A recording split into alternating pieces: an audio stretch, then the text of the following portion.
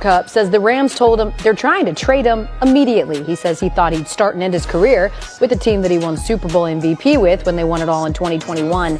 He does have a cap hit of almost $30 million next year, but only $5 million guaranteed.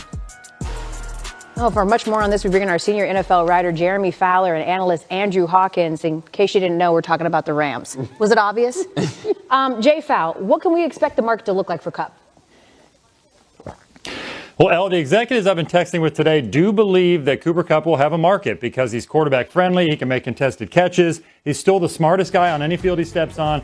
And he's a hard worker that can set a tone with a new franchise. But we might not be talking about a robust market because of the age, the declining production, some of the injuries. And then he's due $20 million next year. $5.5 million of that is guaranteed. I don't doubt that the Rams would eat some of the money to facilitate a trade, so that could certainly help matters. And as far as early teams that people are sort of bantering about, Pittsburgh Steelers looked into Cooper Kupp at the trade deadline last season. They still have a need there. You know, Washington could look for a compliment to Terry McLaurin. The Patriots would be foolish not to at least check in on this given their receiver situation. And here are a few surprises for you. Detroit Lions, Jared Goff came in the league with Cooper Kupp. That's instant chemistry. And then, Elle, doesn't this kind of feel like a Kansas City Chiefs move a little bit, that they would capitalize on this and make this happen? It just feels like that to me, but we'll see. Not available for a trade, though, this week.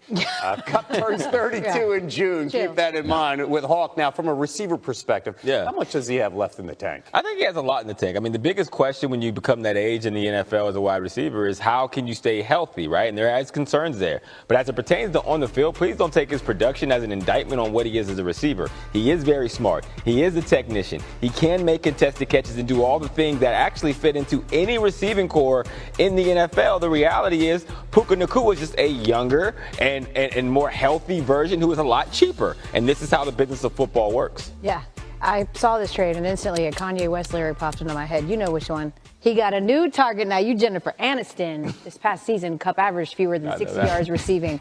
Again. I know I didn't know that was the one you couldn't read my mind, Hawk? Yeah, that was tough. I tried. We were everywhere on that one. That's a bar right there. Tough bar. So many different lyrics. Welcome to the Elle Duncan experience. It's become such a hot topic thing. If you call someone a game manager, it really forces you to make a decision on either side there. But only one of them can win. I personally hope it's Patrick Mahomes, but that's okay. We don't have time to get into that. We've got other NFL business to attend to, guys, because, a trade request from the former first-round pick Mylyes Garrett, I think it shocked a lot of people, both fans and the organization. Tyler, you've got a great story up on CBSSports.com about this. If the organization does decide to part ways, which they've said that they're not interested in doing, but if they do, where can you see Garrett landing? Well, I mean, you talk about game manager, we're talking about a game wrecker in Mylyes Garrett, someone that is completely can flip the culture, the entire side of the defensive ball for wherever he ends up. I think one of the teams, and again, you can make a case for 31 teams in the NFL. Heck, the Cleveland Browns, who currently have Mylyes Garrett, don't want to get rid of him. So 32 teams want Mylyes Garrett's services. But the team that I think is the most fascinating is the Washington Commanders, because they're the perfect blend of basically what Mylyes Garrett is asking for right now. You saw in that statement, he wants to go not from Cleveland to Canton. He wants to go into the winner's circle and win a Super Bowl. And what we've seen from the Washington Commanders this season is that they're there. They're in that conversation of getting to a Super Bowl, getting to an NFC championship.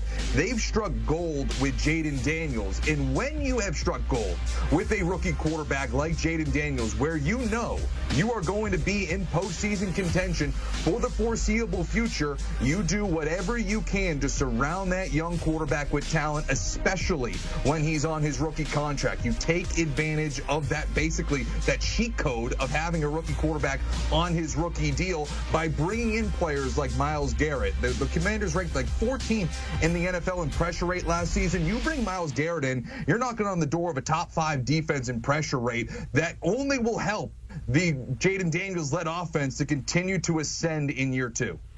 I know that Bobby Wagner is a free agent, but I'm envisioning both of them on the same roster. If Washington can figure it out, it sounds crazy. So I'm not even going to let that come to fruition. Emery, instead, I'm going to come to you and ask, where do you think Mylyes Garrett ends up? Well, I like where Tyler's head is at because he picked an NFC team because obviously Ravens, Bengals should be right there in line for him, but we know they're not going to let him go to an AFC squad. So I'm going NFC as well. How about the Detroit Lions? You pair him up with a healthy Aiden Hutchinson coming back from injury, and man, you got two bookends that can really set up shop in a meeting in the backfield at the quarterback position. But I would also toss out the Atlanta Falcons as well. I like the way their defense played the back end of the season when they got competent quarterback play from another rookie quarterback on a rookie deal like Tyler talked about. So I pick up what he's putting down there. Atlanta would be another place for him to make a impact right away, be a final piece on the defense and a team that's ascending in the right direction. Let's talk about another player that's on the move there, and another surprise, really. Rams wide receiver Cooper Kupp. I know earlier in the offseason he kind of talked about what his future would look like. He said he wanted to stay in L.A., guys, but it sounds like things just aren't going to work out there. I personally, Emery, and you know where I'm going with this, I know a team that could really use a wide receiver to complement our current wide receiver, but you're the expert here, so give us some good potential landing spots for the former Triple Crown winner. I know we're in the era of the NCAA transfer portal. I'm sorry, North Texas is not eligible for him to get his service. I know you're talking about the Dallas Cowboys, but I'll do you one better. I'll say two teams for two different reasons. The New York Giants, because if you're adding a young quarterback potentially, why not have a veteran that could be a safety valve to go along with your explosive playmaker in Malik Neighbors? I think that'd be a great fit for a young quarterback to have two outstanding receiving options. But another team would be the Baltimore Ravens, because you have Zay Flowers, you have Rashad Bateman, who stepped up big time this year. They need a third piece that can help control the middle of the field that is not a tight end, because they have two excellent options at tight end as well. Cooper Kupp could be the final piece of a receiving core that could be potentially dangerous for the Baltimore Ravens. You know, the team that I'm looking at is the Cincinnati Bengals, because there's going to be a lot of dominoes that fall in Cincinnati over the next couple of weeks and next couple of months.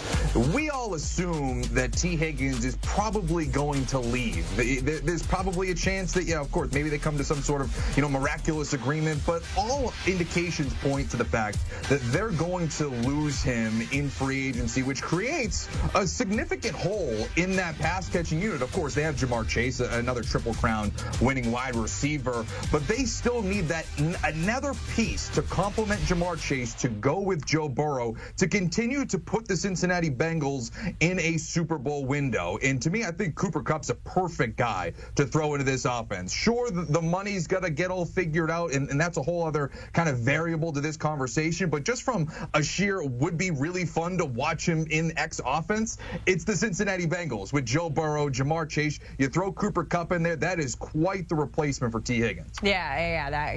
Listening to you both explain it, like, it does sound fun for either of those situations. It's just not what I want, so that's fine. I guess I'll have to come up with a way to get Cooper Kupp to Dallas on my own. Guys, thank you so much for hopping on.